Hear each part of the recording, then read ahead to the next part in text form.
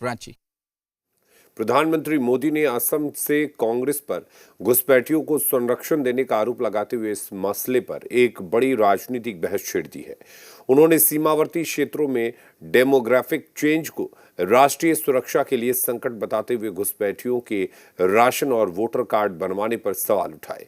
वहीं झारखंड में भी लंबे समय से विपक्ष बांग्लादेशी घुसपैठ और संथाल परगना में डेमोग्राफिक चेंज का मुद्दा उठाती रही है।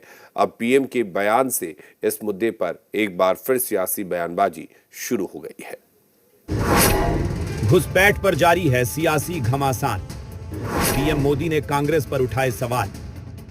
झारखंड में छिड़ा मसले पर संग्राम।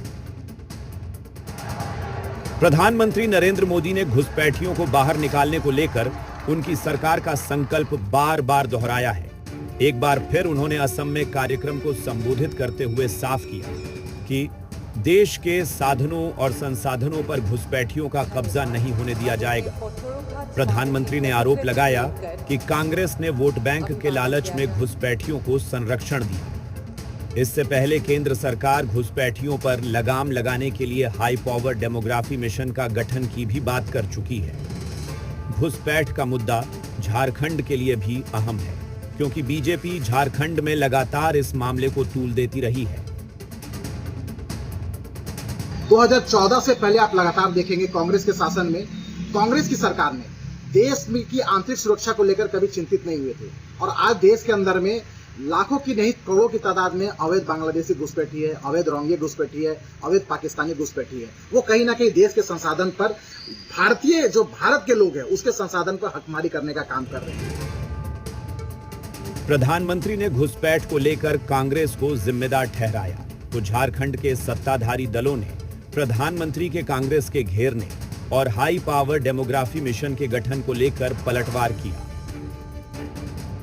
मोदी जी इस देश को क्या क्या बनाएंगे आप देखिए।